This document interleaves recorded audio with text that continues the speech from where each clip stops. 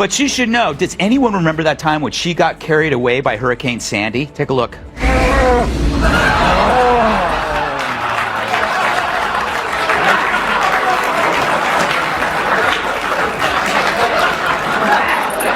Thank you. A bizarre video shows a bull casually mounting a scooter and riding it. Wow, would you look at that? Huh? Joy Behar can ride a scooter. Joy Behar didn't just have a meltdown on live TV, she performed a full-blown emotional striptease, and not the fun kind. This wasn't from menopause or misplaced filler. It was the kind of unraveling that deserves its own theme music.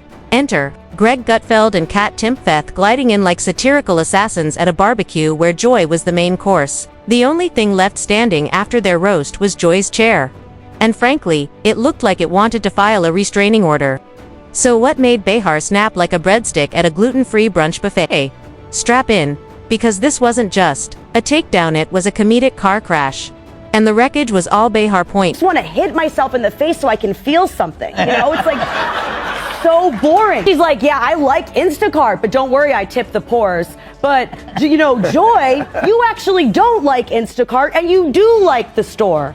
And then Joy is like, yeah, I do. I like to go to the store. I like to walk around and see what's at the store, what I do want, what I don't want. Maybe I want tuna fish, and I just want to hit my... To it all began like every other sanctimonious afternoon on a network clinging to the ghost of journalism. An ensemble of overpaid, overcaffeinated daytime hosts nodded furiously as if telepathy might finally deliver a profound thought. Their faux intellectual banter floated across the set like helium-filled cliches, each puffed-up opinion more deflated than the last. And there she was, Joy Behar, waxing poetic about grocery apps, tipping etiquette, and tuna fish, with the kind of existential despair usually reserved for failed poets or interns on decaf. Maybe I want tuna fish and I just want to hit myself in the face, she muttered, in what we can only assume was her idea of folksy charm.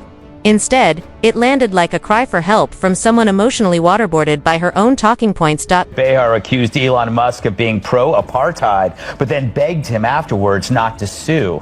Musk lawyers have yet to comment because they're still checking to see if it's legal to sue a cow.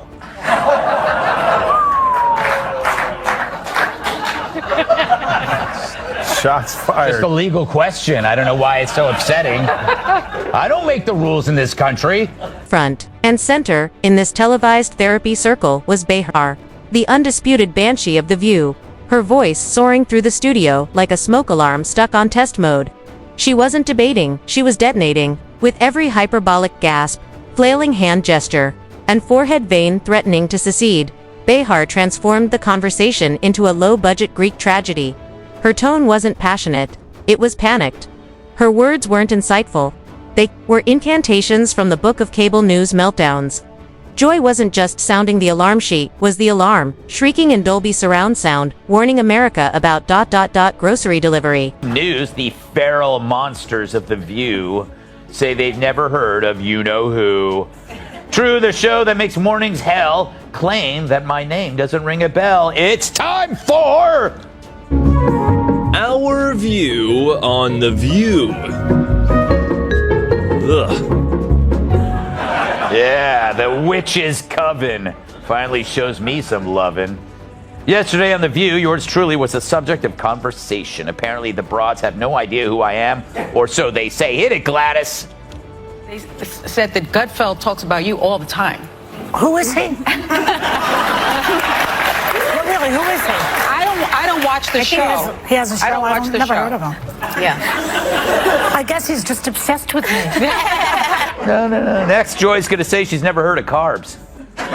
Kate had a different script. While Joy was busy auditioning for the role of daytime Cassandra in the apocalypse of her own making. Across town, two much cooler customers were quietly prepping their scalpel-sharp rebuttal.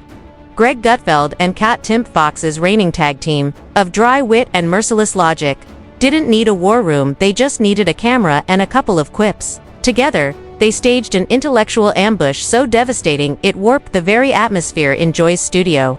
You could almost hear her teleprompter tremble as reality entered the chat. Seriously, her denial of knowing me is as believable as her red hair. But obsession? I mean, come on, Joy. Where would you even get that idea? Like Joy Behar's face, it's looking worse and worse by the day. More full of crap than Joy Behar after a night of scotch at Taco Bell. Her being named Joy is like me being named ugly. Joy wasn't there on the show. Apparently Mondays are her days off when she feeds in the pasture. It now smells like a humid day inside Joy Behar's moo-moo. The motives stink worse than Joy Behar's jog bra. I mean, assuming she jogs. Oh, wait, there she is. Greg and Kat don't play the volume game. They don't need to shout to be heard. They simply wield irony like a blade, slicing through self-righteous fluff with surgical precision. The coffee mugs on Joy's table, accustomed to surviving eye rolls and scritches, probably started sweating. This wasn't another monologue meltdown. This was Judgment Day.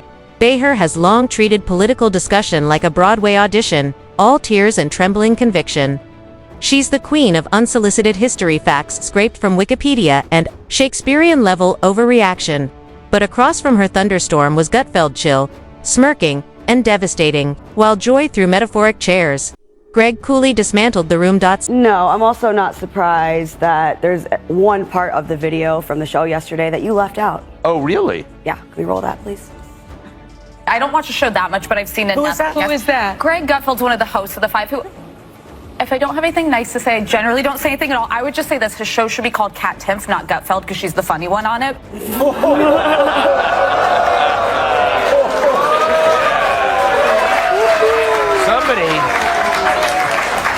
Somebody's flirting with little Kat over here.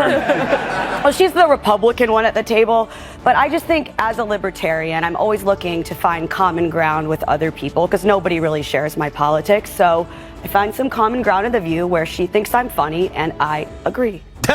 Greg didn't need props, a podium, or even a raised voice. He lobbed a few exquisitely dry observations with that trademark expression that says, "I've seen this clown act before." Gutfeld's genius lies in restraint. He doesn't wrestle with nonsense. He observes it until it crumbles under its own bloated weight. And crumble it did.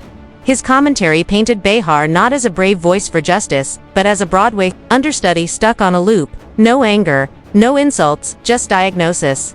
When the affliction is terminal sanctimony, the treatment is laughter. And while Greg served the ice bath, Kat brought the fire.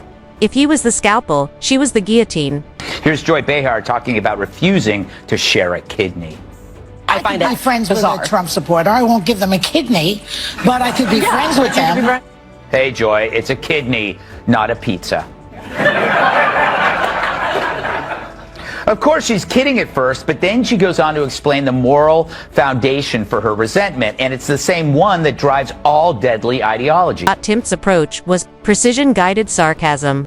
While Joy twirled into soliloquies, Kat popped the bubble with a line so clean, it left an entire studio blinking in stunned silence. Timpf didn't shout. She didn't even raise an eyebrow. She simply offered clarity razor-sharp and cool as ice. Her words reframed Behar not as a fearless advocate, but as an exhausted actress clinging to the final act. The illusion fractured. The facade shattered. There was no Titan left, just a confused woman clutching her cue cards like a stage mom trying to remember her line. Behar didn't reply because there was no reply to give. This wasn't a debate. This was a dismantling. And the best part, Joy didn't even realize it had already happened. If The View is your favorite show, you might be a little slow. Yes, it's time for Our view on The View. very serious music. They love to play the race card because logic for them is hard. On Monday's episode, the ladies tackled the Rittenhouse not guilty verdict, and true to their feckless form, their reaction was... This wasn't just a moment. It was a cultural X-ray. Joy Behar represents an entire genre of media relics, the loud but hollow class. People who mistake audience applause for moral authority, airtime for accuracy, and melodrama for message. Greg and Kat didn't just roast Joy. They cracked the shell of the entire industry's self-importance. The audience is over it. They're done being shouted at by hosts who think volume equals virtue. They're done with tantrums dressed up as commentary. Behar's unraveling, though delivered in silence, thundered through the airwaves. Her brand of righteousness didn't just lose relevance, it imploded. Not because of malice, but because of contrast. Greg and Kat didn't attack, they simply existed. And in the light of actual clarity, Joy's bluster evaporated like fog under floodlights. Things have escalated, you guys. Last week, I said I agreed with the guest on The View.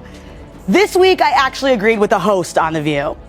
And not just because I'm off my medication. Don't worry, I'm not going to give the show too much credit because what was actually said on the show was not at all controversial. Watch.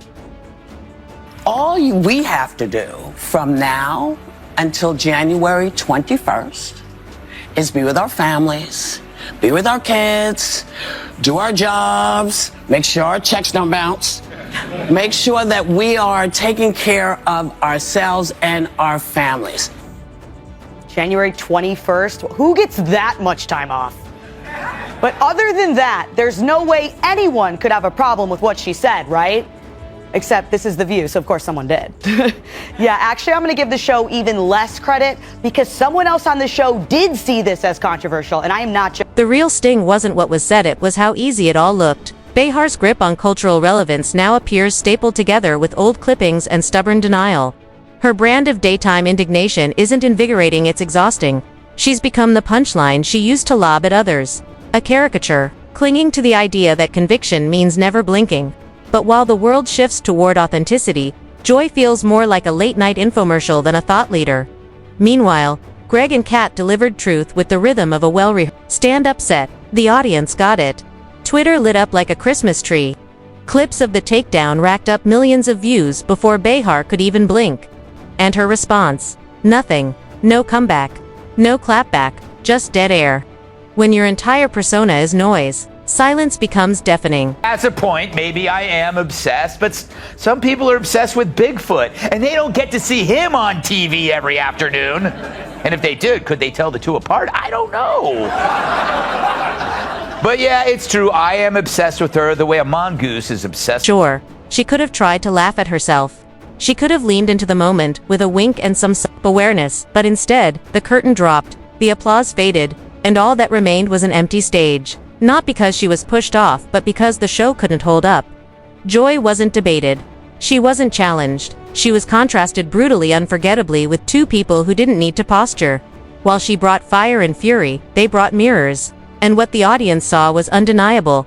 The Emperor of Outrage had no clothes, just cue cards. In the era of satire, it's not the volume that wins, it's the vibe. And Joy's vibe flunked. This wasn't a battle.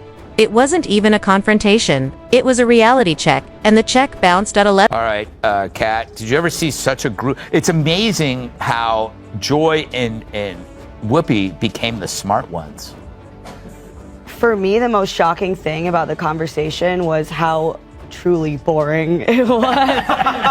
They're like, well, the cicadas, they're cicadas. Okay, but it was like every 100 years. No, it's every 17 years. Do you know how many Emmys this show has?